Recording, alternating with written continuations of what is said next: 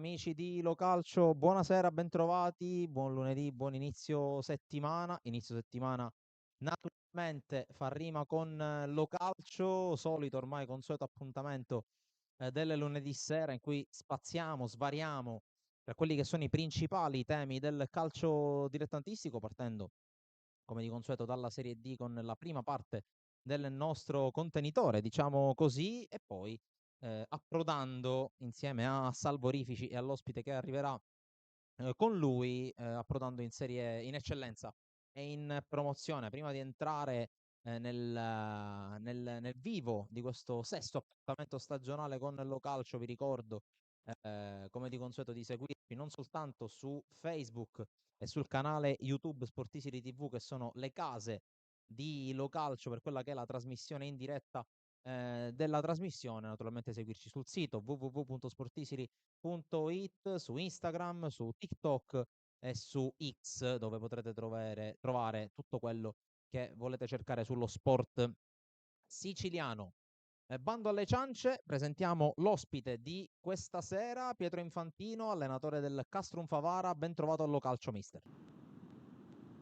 Buonasera a tutti. Pietro Grazie. Infantino reduce dal pirotecnico pareggio contro la Nissa di ieri pomeriggio, una partita in cui i gialloblu hanno rimontato da un primo tempo che li vedeva sotto per 2-0, un po' quello che è successo per fare un po' un esempio un po' più altisonante tra Modena e Palermo 24 ore prima. Col mister naturalmente commenteremo non soltanto la gara del Broccoleri e non soltanto l'andamento del campionato del Castronfavara, ma più in generale il campionato di Serie D Girone I. E intanto andiamo a vedere insieme, come di consueto, a Salvo Geraci. Ogni volta mi dimentico di presentarlo, ma è sempre lì, sempre puntuale, sempre presente.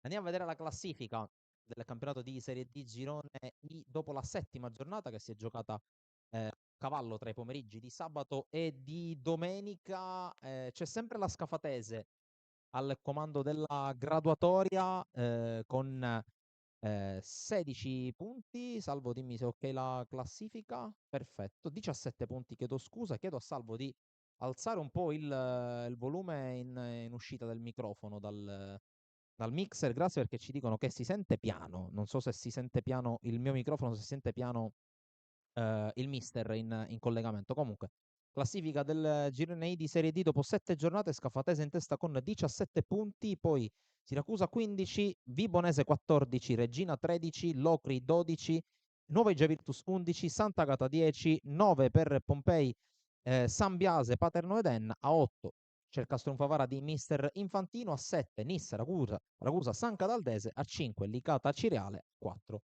l'Agragas. Mister, partiamo intanto da... Poi entreremo naturalmente nel tema, nel vivo di Castrum Favaranissa. Partiamo un po' dalla lotta di testa, perché hai dato anche un po' un'occhiata. Per il momento credo che ancora il Castrum Favara debba affrontare le squadre di testa, forse solo la Vibonese è venuta a fare visita al Broccoleri. Che idea ti stai facendo dopo le prime 7 giornate di quella che è la corsa per un posto in Serie C? Ma c'è un livello molto alto. Credo che ogni partita ci sono delle insidie molto pericolose. Io credo che si può notare la partita Locri-Siracusa e quello determina quello che c'è quest'anno in questo campionato. San Cataltese, Pompei. Puoi vincere con tutti come puoi perdere con tutti. Io credo che se sbagli la domenica, la concentrazione, ti presenti molle alla partita, puoi perdere con chiunque. Cioè, se puoi vedere la classifica su 4 punti, c'è a 7 punti che è la San Cataltese, quart'ultima, come a 11 che c'è l'Igia Virtus. In 4 punti ci sono quasi tutte le squadre. Questo livello porta spettacolo e porta imprevedibilità. Per la testa ci sono queste 3 squadre più il Pompei, credo che se la giocheranno fino alla fine. Sì, sono d'accordo per quanto riguarda quello che ha detto mister Pietro Infantino.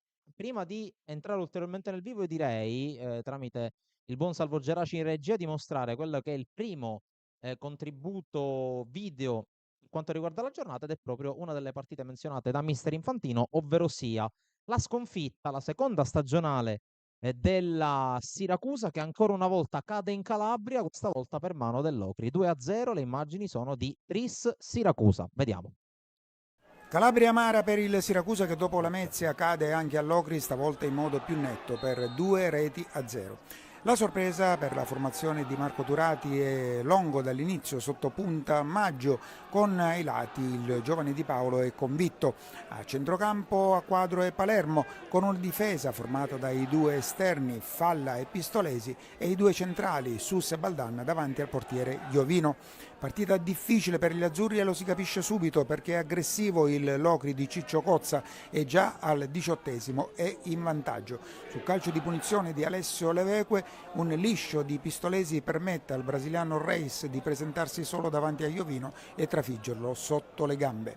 Sulle ali dell'entusiasmo la formazione Amaranto ci prova al 26° con Pelle, il sinistro dell'ex San Luca si perde alto. Al 29° ancora contropiede degli Amaranto e ancora Leveque, che fa partire il contropiede della squadra di casa, che permette a Giovanni Romano, l'ex del Ragusa, a preparare un destro che si spegne all'incrocio dei pali. Nulla da fare per Iovino e 2-0 per i locali. Siracusa che non riesce a raccapezzarsi, e la formazione di casa che sfiora anche la terza rete ancora con lo scatenato Leveque al 36°, il suo sinistro stavolta è parato da Iovino. Due soluzioni azzurre sul finire della prima frazione. Al 39° ci prova Convitto con un'azione personale, ma al suo sinistro è un tiro cross che non dà alcun esito. Lo stesso Convitto al 42° si ritrova però troppo indietro col corpo e la palla finisce alta.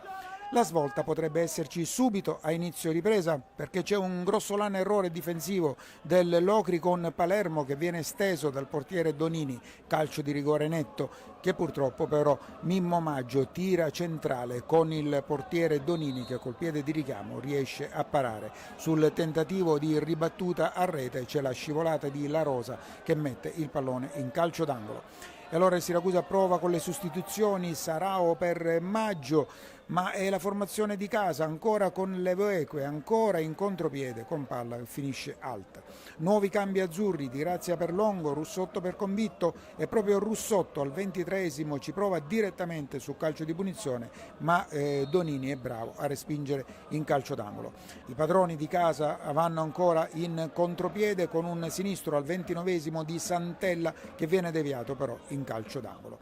Ultima azione per gli aretusei al 31°, il calcio d'angolo di Grazia e il colpo di testa di Baldan e palla che finisce alto. Inutili le due sostituzioni finali, Parisi per Falla e Limonelli per Acquadro, il risultato non cambia, il Siracusa lascia mestamente la Calabria con 2 gol nel groppone. Attenzione a una classifica davvero particolare, perché non riescono a vincere né Scafatese e né Vibonese, tutto ancora da giocare dopo 7 turni, mercoledì prossimo turno infrasettimanale in casa. Dunque cade il Siracusa di mister Marco Turati, 2-0 per il Locri, squadra coriacea, squadra di categoria potremmo dire, no mister?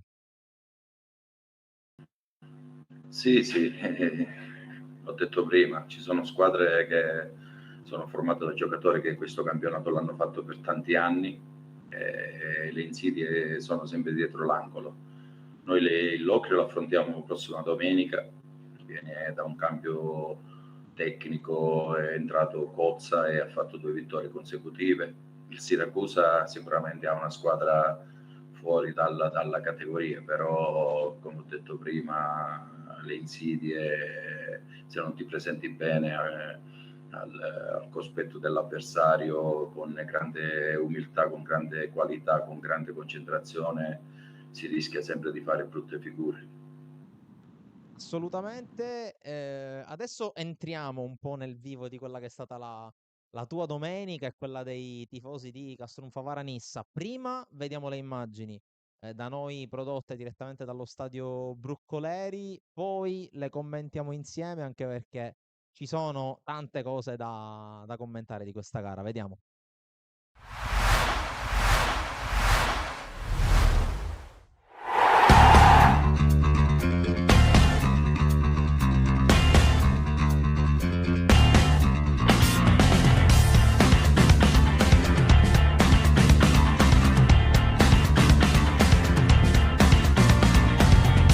Nel giro di pochi mesi, dal dominio del girone A di eccellenza siciliana alla sfida che mette in palio punti cruciali per la salvezza in Serie D girone I, questa è Castrum Favara contro Nissa, questa è la sfida tra due filosofie diverse, quella del veterano Pietro Infantino e quella di Nicolò Terranova dall'altra parte, tanto pubblico giunto al Broccoleri da Favara, vista la disposizione di divieto per i tifosi bianco scudati, e dunque spettacolo soprattutto sul terreno di gioco, col via alla gara e col via alle immagini prodotte dal nostro Giuseppe Montalbano, con subito l'attacco da parte della Nissa che spinge con rotulo il servizio per Maltese, che cerca di liberarsi alla conclusione di destro, la respinta col piede da parte di Tommaso Scuffia del capitano, risponde dall'altra parte del Castro Favara con questa azione avviata da Ciccio Palermo, poi il servizio per la conclusione respinta Frangiamone, poi altro tentativo e palla che si perde fuori da parte di Camilleri, risponde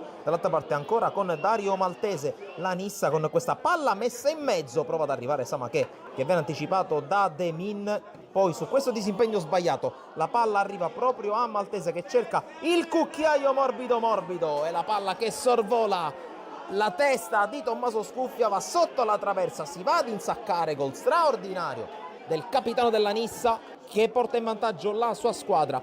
Prova subito a reagire la formazione di casa con questo anticipo ai danni di Mattia Palma, uno degli ultimi arrivati in casa favarese. Prova a chiudere in avanti il primo tempo la Nissa, qui c'è un contatto su Bollino, il direttore di gara non ha dubbi, calcio di rigore per la Nissa, nulla servono le proteste di Demin, il direttore di gara è inamovibile. Allora dal dischetto si presenta Mauro Bollino, il fischio dell'arbitro, la rincorsa e il sinistro, il 2-0 della Nissa, in gol Mauro Bollino che si scrolla la polvere dalla maglia, le critiche dalla maglia, 2-0 per la squadra di Terranova che dunque si porta sul 2-0 all'intervallo, col direttore di gara che manda le squadre negli spogliatoi. Poco Castrum Favara nei primi 45 minuti, ma nel secondo tempo la musica cambierà in maniera imponente perché la squadra di Infantino scende in campo con un altro piglio nella ripresa, qui Baglione che prende il centro, va a calciare Antonio Lezzai, la mette fuori con i pugni, poi la palla inizialmente recuperata dalla difesa della Nissa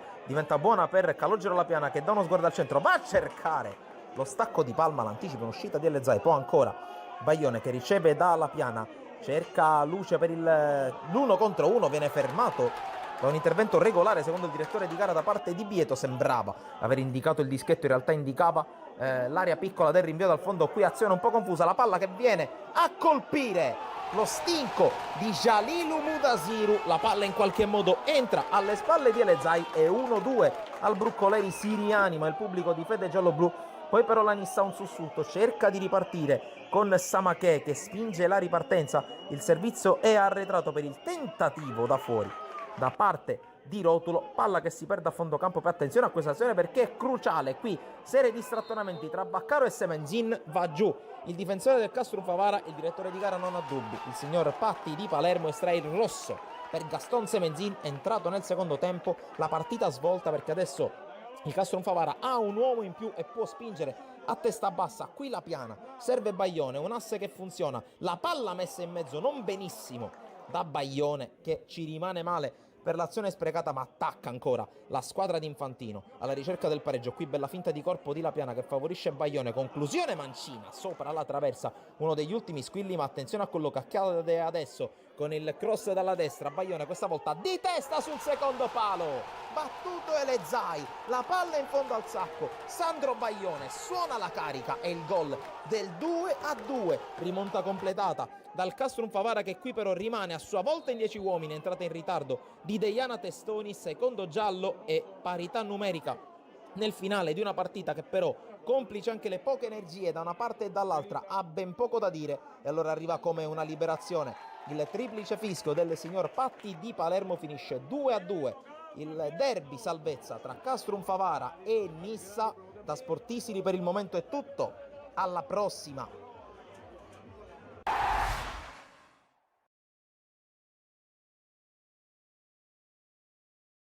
Pirotecnico pareggio, grande rimonta, grande cuore per il Castrum Favara che evita la sconfitta. Tra l'altro, se ho fatto bene i conti, 3 risultati utili sul proprio campo per la squadra del qui presente mister Infantino. Partiamo proprio da questo. Unica sconfitta contro la Vibonese, tra l'altro in una gara in cui una gara abbastanza particolare, almeno per chi ha avuto modo di vederla. È un po' quello che dicevi dopo la partita contro l'Enna, quella che ha inaugurato il campionato. Il Broccoleri deve essere il fortino per conquistare la salvezza. Sì, sicuramente sì. Credo che il nostro campo ci può dare, la nostra gente ci può dare quella spinta, quella forza che una squadra che deve salvarsi ha bisogno. Però, come abbiamo visto domenica, siamo andati a Paternò a vincere e ci ha fatto fare un balzo in classifica. Credo che su tutti i campi si deve cercare di ricimolare punti e di presentarsi all'avversario cattivo agonisticamente, per fargli vedere che io esagero nel dire che quando parlo di disperato, io credo che tra virgolette io parlo di una motivazione che va oltre le proprie forze, e chi si presenta, chi ha questa fame, credo che la strada è meno in salita. Già parti da una base molto forte, quella della motivazione, quella della fame, quella della voglia di non soccombere. Credo che questo spirito la mia squadra l'ha incarnato al 100%, non vuole mollare mai. Credo che il primo tempo, l'ho detto dopo la partita, forse ho sbagliato io, nel senso che la comunicazione, la preparazione alla gara psicologica, nella determinazione, credo che la comunicazione del tecnico vale più della tattica e della tecnica. Noi abbiamo spinto un po' per dare un'altra grande soddisfazione alla nostra gente. Dopo Agragas volevamo regalare questa vittoria alla nostra gente che ci sta spronando, ci sta incoraggiando, ci stima. Volevamo ricambiare questa stima che hanno nei nostri confronti, e molti ragazzi hanno sofferto questa spinta psicologica che ho fatto, e le gambe erano un po' molle, ma tra il primo e il secondo tempo abbiamo riequilibrato questa comunicazione, ci siamo guardati in faccia, e credo che il secondo tempo non c'è stata partita. Credo che da sottolineare che affrontavamo una squadra molto forte, una squadra ben organizzata, allenata da Nicola Terranova, che è un allenatore importante. Credo che nella NIS ci sono giocatori che questo campionato l'hanno vinto, e noi ci siamo preparati al secondo tempo. Siamo stati quelli che siamo stati in tante partite, quelli della caparbietà, quella della palla a terra, quella di giocare in mezzo alle due linee, quella di giocare in ampiezza, quella di riconquistare subito la palla vicino alla porta. Questo è il nostro modo di giocare, e non lo dobbiamo perdere. I ragazzi sono stati fantastici. Credo che dal 2-0 non è facile, solo dicevi bene tu, forse le due squadre come il Palermo e anche il Catania perdeva 2-0 e hanno fatto 2-2 a Foggia. Credo che per recuperare queste partite contro avversari importanti ci vogliono reazioni importanti, e noi l'abbiamo avuto. I ragazzi sono stati fantastici, però in questo momento dobbiamo sottolineare e dobbiamo lavorare molto su quella capacità di alzare il tiro, di alzare l'asticella, come dicevo stamattina, dobbiamo essere pronti, che ci saranno partite determinanti, e noi dobbiamo essere pronti anche sotto l'aspetto caratteriale. Hai detto praticamente tutto tu, quello sulla la parte soprattutto sull'aspetto caratteriale. È un Castrum Favara che sta dimostrando proprio di rispecchiare anche quelle che sono le doti delle tue squadre, in un certo senso la caparbietà, la grinta, la voglia di non mollare mai. Adesso si entra in quella che è la prima settimana di fuoco, in un certo senso, della stagione, perché arriva il primo turno infrasettimanale della stagione. Mercoledì la sfida sul campo del Sambiase, che tra altre cose vanta già come vittima di questo avvio di campionato un certo Siracusa, sempre sul terreno amico. E poi, guarda caso, il Casino Favara affronta le due squadre che hanno battuto il Siracusa, perché prima si va sul campo del Sambiase e poi domenica il Broccoleri arriva l'Ocri come si prepara e come si affronta una, tra virgolette, settimana corta, visto che ci sarà spazio per 2 partite nel giro di 7 giorni, anche meno spazio per allenarsi e di conseguenza per recuperare energie. Si presenta partita dopo partita. Credo che stamattina abbiamo fatto uno scarico, domani ci prepareremo, faremo la rifinitura, già abbiamo tutto pronto anche sotto l'aspetto di video. Domani faremo vedere ai ragazzi chi è il Sambiase, come gioca, che qualità c'ha, che modulo attuano. Dobbiamo essere pronti, dobbiamo non trascurare nulla. Speriamo che domenica recuperiamo molti giocatori, perché abbiamo squalificato, abbiamo infortunato. Noi non voglio, l'ho detto sempre, noi non ci siamo mai lamentati, non abbiamo mai parlato di giocatori che mancano, giocatori che soprattutto in fase difensiva sono infortunati. Spero che Cannino rientri già da questa settimana. Aspettiamo Mirabelli, manca Romero, manca Deiana. Credo che domenica dovremmo avere più giocatori possibili, però credo che questa rosa ha dimostrato di essere all'altezza.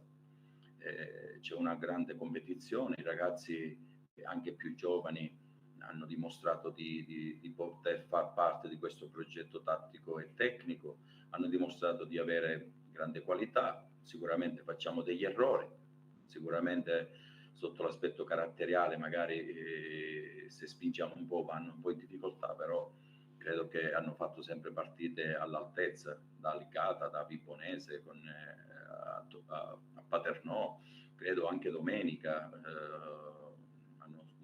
Abbiamo staccato un po' il primo tempo, però questi ragazzi stanno dimostrando che si vogliono ritagliare un pezzo importante in questa rosa, in questa categoria. Sì, è una squadra che si sta ritagliando il suo spazio. Intanto passiamo in rassegna qualche commento come quello di Giuseppe Moscato, che saluta grande mister, e poi Fabri ci saluta da Enna, e colgo l'assist di questo messaggio che ci è arrivato da Enna, perché andiamo a vedere un altro contributo dai campi, questa volta targato Wii Sport, ed è una partita particolare perché l'Enna di mister Pagana va a vincere sul campo della Cireale, e guarda un po' la partita, chi la decide, il grande ex di questo incontro, ovvero sia Giorgio Cicirello, con un gol tra l'altro bellissimo, un colpo di testa che vi invitiamo naturalmente a vedere. Quindi immagini di Acireale Enna, torniamo poi in studio per commentarle insieme, e poi rush finale di questo appuntamento con mister Infantino.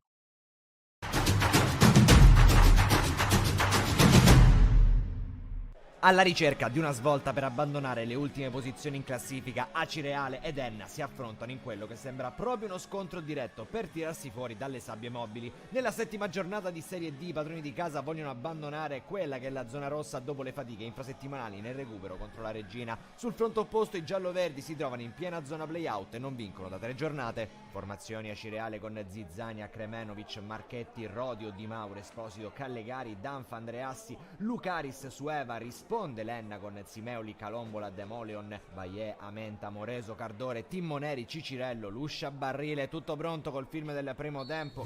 Attacca e subito la Cireale, pericoloso con il cross dalla destra di Andreassi. È fondamentale l'intervento sul primo palo di Amenta, che allontana prima che possa arrivare Sueva. Sul fronte opposto calcio di punizione per l'Enna, ci prova Cardore, contiene Zizzania, minuto 22, cross di Barrile. Un terzo tempo incredibile di Giorgio Cicirello, vale il gol dello 0-1, rete dell'ex per il bomber e capitano giallo-verde. Vediamo lo stacco imperioso, Zizzania non può nulla, dall'altra parte calcio d'angolo, c'è la sponda, la girata di Sueva, in qualche modo la tiene lì Simeoli, sempre Gianluigi Sueva che si mette addosso la formazione. Amaranto cerca spazio alla distanza, la conclusione respinta, la seconda finisce invece fuori. Finisce anche il primo tempo con le immagini, siamo già alla ripresa, prova subito la Cireale con il neoentrato Marchionni che la mette su Milo dalla sinistra, il cross, sembra tutto fatto per il gol del pareggio, ma Sueva colpisce la traversa da pochi metri, piove sul bagnato in casa Cireale perché si becca per nervosismo questo giallo, il secondo Milo della propria partita, e allora il conseguente cartellino rosso a Cireale, che però riesce a trovare la forza di reagire. Calcio d'angolo di Marchionni, Rodio mette il cross dentro, posizione più che dubbia quella di Sueva, che trova comunque il gol del pareggio. La zampata che a 4 dalla fine può valere il punto per i padroni di casa, ma la partita non è ancora finita. Lenna vuole a tutti i costi la vittoria ed è clamoroso il palo colpito dalla compagine gialloverde che riparte velocissima al minuto 92 da rotella per Sena, il colpo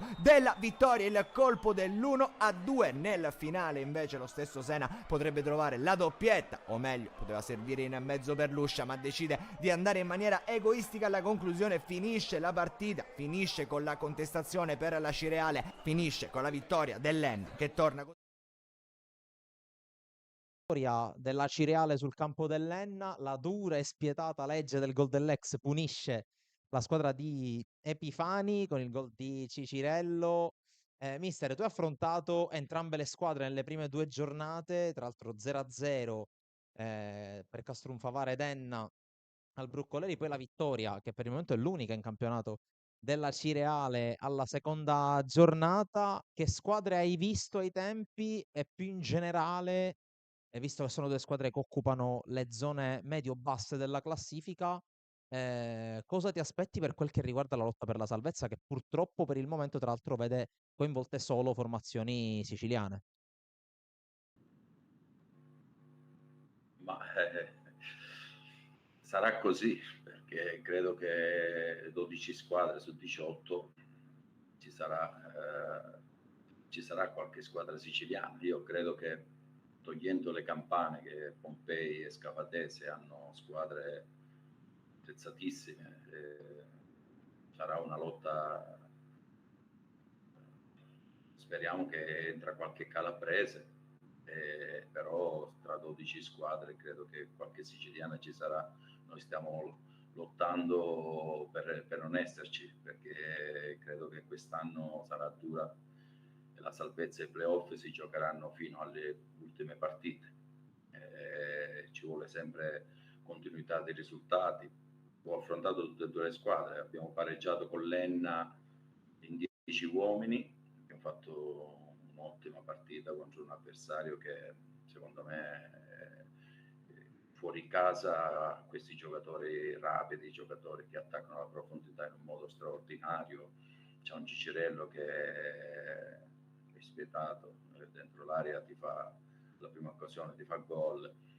La Cireale, noi siamo andati, parlavamo prima, in un momento delicatissimo, avevamo avuto più di 6-7 giocatori fuori, abbiamo fatto un primo tempo importante, abbiamo preso gol, abbiamo cercato di recuperarla, però in fase offensiva mancavano tantissimi giocatori e abbiamo perso quella partita.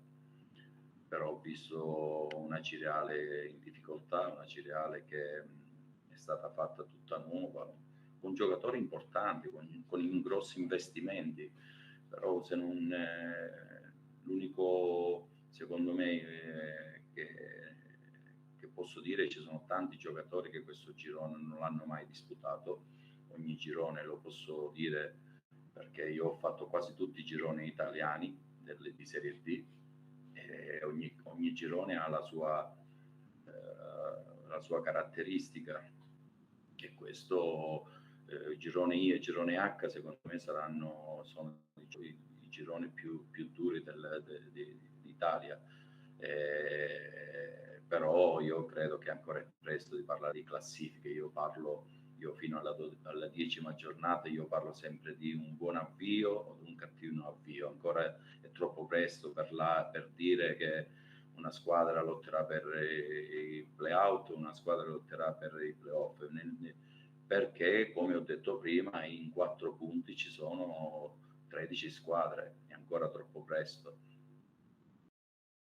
Colgo la palla al balzo di quest'ultima riflessione fatta da mister Infantino per chiedere a Salvo Geraci Reggè di mostrarci per l'ultima volta per quanto riguarda questa sera la classifica del girone I di Serie D, comandata, come abbiamo detto in apertura, dalla capolista scafatese, fino ad arrivare all'Akragas in coda alla classifica. E a questo punto andrei a leggere rapidamente i prossimi turni, visto che noi con Lo Calcio ci rivediamo lunedì prossimo e nel frattempo si saranno giocate 2 giornate, nel frattempo che scorre la classifica. Leggo il programma dell'8ª giornata, tutte le partite.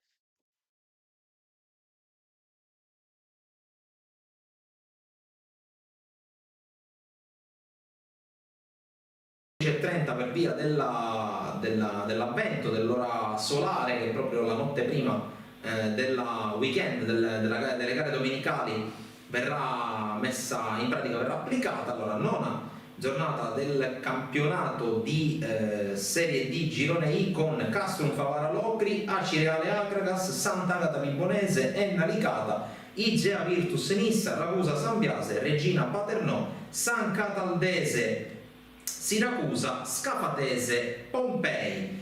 Ringrazio per essere stato con noi mister Pietro Infantino del Castrum Favara. In bocca al lupo per il proseguo della stagione, mister.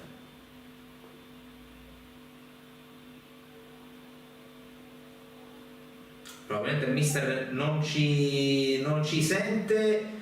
Noi andiamo in break, qualche minuto di pausa, poi torniamo. Seconda parte di Lo Calcio con Salvorifici in studio. Grazie a voi, buonasera a tutti, grazie dell'invito. Eccolo qua, mister Infantino che ci saluta. Dicevo, qualche minuto di break, torniamo con la seconda parte di Lo Calcio, quella dedicata ad eccellenza e promozione. Al mio fianco, come di consueto, Salvorifici, e poi l'ospite che è Filippo Chinnici, allenatore del San Giorgio Piana dei Miracoli, che attualmente guida insieme all'Atletico Club Palermo la classifica del girone A di eccellenza. Grazie per averci seguito, almeno per quanto riguarda la prima parte dedicata alla Serie D. Ci vediamo tra qualche minuto, sempre qui allo calcio.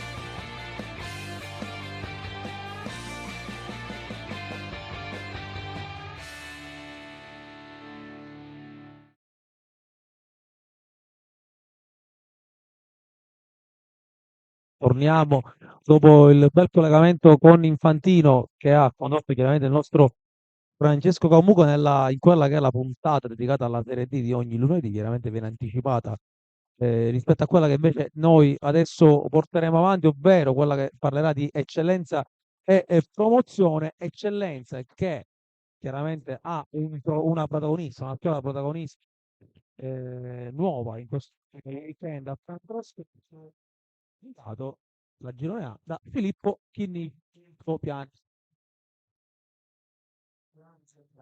È diciamo una matricola, una terribile matricola di questo girone A di eccellenza. Ne parleremo chiaramente con Filippo, ma anche con il padrone di casa, il titolare dell'azienda, Francesco Camuca.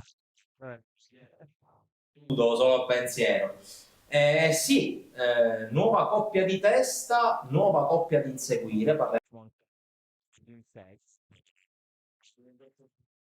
Due coppie inaspettate, possiamo dirlo, salvo perché Athletic e San Giorgio Piana in testa, Gela e Don Carlo Misimmeri al terzo posto a 12 punti. Tra l'altro tante storie interessanti in questo weekend di eccellenza, la prima vittoria del Casteldaccia, insomma tante cose da raccontare. A te ti vedo un po' più un colorito un po' più meno stanco, anche se ieri i tifosi del Casteldaccia hanno sofferto. E allora, tra l'altro, come ogni settimana abbiamo sempre qualche cosa di piccante da andare a discutere, come altra panchina che salta, perché vedete ogni settimana non riusciamo a essere panno e piano. A noi come giornalisti piace questa noi siamo nati per novità. avevamo fossimo solo tra Andrea Barraco, che era l'uomo degli esoneri. È stata però in promozione, quindi ne parleremo dopo. È un amico nostro, Marco Mineo, ne parleremo più avanti. Chiaramente è uno spazio dedicato alla promozione. Allora, sì, eccellenza, ne parlavo con amici miei questa mattina. Con un nulla, Francesco, il Gela, che fino a qualche settimana fa vedevamo stranamente là sotto, alla fine ha 2 punti alla capolista. Quindi quando noi parlavamo, basta un pizzico di disattenzione, una giornata andata male, che il Gela comunque sia ieri ha rubato 2 punticini al Palermo, che insomma ha vinto bene contro la Parma. L'Atletico Palermo ha pareggiato meno bene con lo Sciacca, alla fine è lì a 2 punti. Quindi finalmente, o comunque sia per fortuna, il campionato si mantiene sempre più vivo, tenendo conto che a noi fa piacere ogni altra cosa che 2 società palermitane stanno in questo momento in vetta alla classifica. Ma chi ce ne può parlare meglio di Filippo di questo primo scorcio di campionato a targa rossonera con il San Giorgio Piana, che insomma è in testa a tutte insieme all'Atletic Palermo. Tra l'altro Atletic Palermo che è una delle società diciamo alla quale è più legato Filippo, perché insomma l'ex Resuttana è Atletico Palermo. Quindi insomma, parlaci tu di questo momento Piana.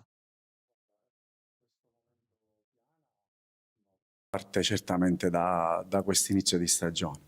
Il momento Piana, diciamo che è da tanto che dura questo momento, perché è una società ben strutturata, con a capo un presidente molto ambizioso, serio, che non fa mancare nulla a noi dello staff, ai giocatori, ai dirigenti stessi, è sempre presente, è una persona che comunque fa bene a calcio in generale, non solo a Piana. Avercene di queste persone in questo mondo. Piana da matricola stiamo facendo un grandissimo lavoro, però è prestissimo per trarre delle conclusioni e per cercare di fare qualcosa, diciamo, in più. Sappiamo che stiamo facendo un grandissimo campionato e un grandissimo lavoro, siamo consapevoli di quello che dobbiamo fare, però con i piedi a terra, ben saldi e dritti per la nostra strada. Io chiederei a andare in grafica quella che è la classifica del girone di eccellenza. Tra l'altro il Piana è una società che ne parlavamo con Filippo venerdì, se non ricordo male, l'unica società o comunque sia